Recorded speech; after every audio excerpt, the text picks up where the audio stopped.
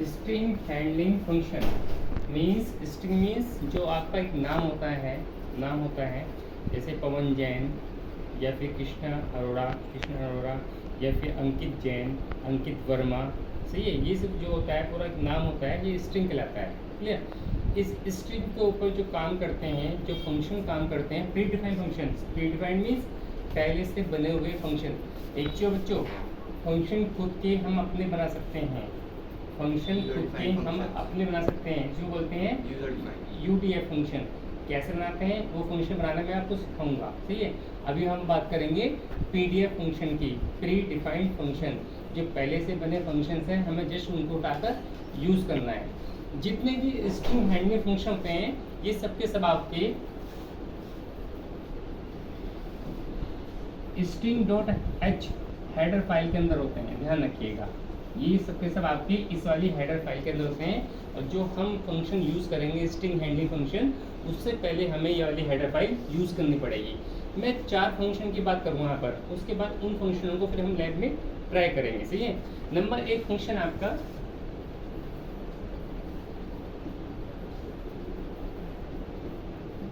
बच्चों, एक बात मैंने आपसे लोगों से कहा था कि जिसके आगे ये सिंबल लग जाता है वो क्या होता है, फंक्शन होता है, ध्यान रखिएगा। क्योंकि फंक्शन के अंदर हमें यहाँ पर आर्गुमेंट देने पड़ते हैं। आर्गुमेंट मीन्स कुछ वैल्यू डालनी पड़ती है। क्या होते हैं आर्गुमेंट? जब मैं आपको पीडीएफ फंक्शन बताऊंगा ना, पीडीएफ नहीं यूडीएफ फंक्शन, उसमें आपको क्लियर होगा कि आर्गुमेंट क्या होता है इसके अंदर, ठीक है। अब हम बात कर रहे हैं कहाँ पर, str_cat function. Number 1 string concatenation function means 2 string को आपस में जोड़ने वाला फंक्शन। 2 स्ट्रिंग को आपस में जोड़ने वाला फंक्शन। एक वेरिएबल में आपने लिया अमित, दूसरे में लिया जैन। जैन को अमित के अंदर जोड़ना है, लास्ट में जोड़ना है, तो नाम क्या हो जाएगा, अमित जैन। ये फंक्शन कौन सा काम करेगा, str_cat। दूसरा फंक्शन है आपका strcmp फंक्शन मीन्स 2 स्ट्रिंग यानी कि 2 वेरिएबल में अलग अलग स्ट्रिंग लेंगे हम लोग और दोनों को कंपेयर करके देखेंगे कि दोनों में वैल्यू बराबर है या नहीं। एक में लिखा अमित और एक में लिखा जैन, क्या दोनों में बराबर है? नहीं। अगर एक में लिखा हमने अमित और एक में लिखा अमित, दोनों बराबर है? नहीं है। आपको बता दूं, सी लैंग्वेज में और C++ में स्मॉल लेटर और कैपिटल लेटर दोनों का मतलब अलग अलग होता है, ध्यान रखिएगा। इसकी SKI वैल्यू अलग होती है और इसकी SKI वैल्यू अलग होती है। स्मॉल ए की SKI वैल्यू होती है 97 और कैपिटल ए की होती है 65, ध्यान रखिएगा। इसलिए कह रहा हूँ कि स्मॉल लेटर और कैपिटल लेटर दोनों का मतलब अलग अलग होता है, क्लियर। अब बात करेंगे तीसरे फंक्शन की। तीसरा फंक्शन आपका strcpy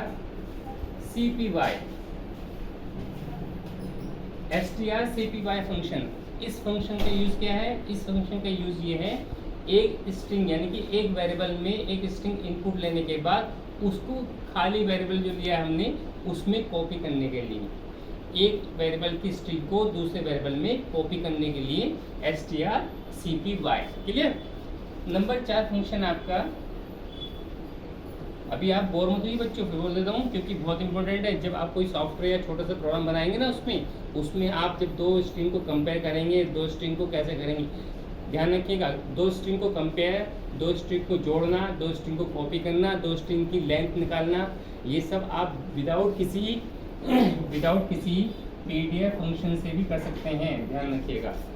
प्रोग्रामिंग के थ्रू भी कर सकते हैं आप लोग, अगर थोड़ा सा आपके लॉजिक क्लियर है तो। नेक्स्ट फंक्शन आपका है strlen। strlen फंक्शन काम क्या करता है? strlen फंक्शन काम करता है, मान लीजिए एक वेरिएबल में कोई नाम आपने इनपुट लिया, कोई स्ट्रिंग इनपुट लिया। फॉर एग्जाम्पल आपने नाम इनपुट लिया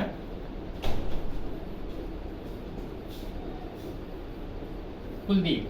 कुलदीप में कितने लेटर्स हैं? 7 लेटर्स हैं, तो आपको आंसर क्या दिखा देगा? 7, ध्यान रखिएगा। लेकिन अगर आप स्पेस देकर कुलदीप स्पेस शर्मा देते हैं तो स्पेस भी काउंट होगा।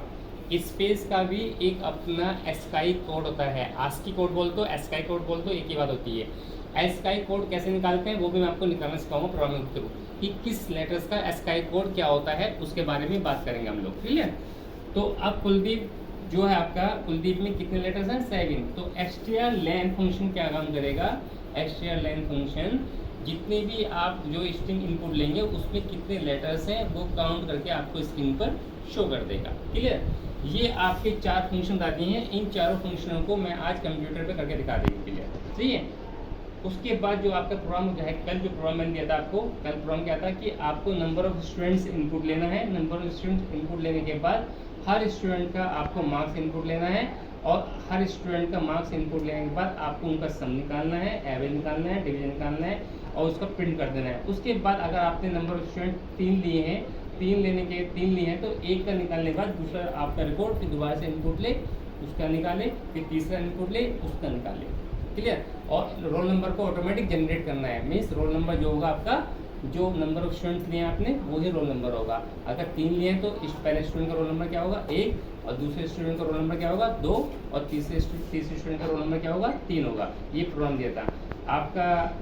आपका बन चुका है प्रोग्राम, और अंश आपका बन चुका है। अंकित और कृष्णा आपका नहीं बना प्रोग्राम। ठीक है, आपके प्रोग्राम में एरर क्या आ रही थी कि एक बच्चे का, एक स्टूडेंट का रिकॉर्ड इनपुट लेने के बाद उसकी डिवीजन शो तो कर रहा है, लेकिन सेकंड बच्चे की नहीं सर, जहाँ चॉइस में एक तो वो तो क्या बोलता है वो तब तो डिवीजन प्रिंट कर रहा है। हाँ, चॉइस में एक से ज्यादा वो बच्चे लेते हैं तो शो नहीं कर रहा है। तो कहीं ना कुछ गड़बड़ हुई है। गड़बड़ देखते हैं क्या हुआ है। कौन सा लूप यूज़ किया आपने, फॉर लूप। आपने कौन सा यूज़ किया है, फॉर लूप। वैसे इन कामों के लिए फॉर लूप भी अच्छा है और इन कामों के लिए व्हाइल लूप भी अच्छा है।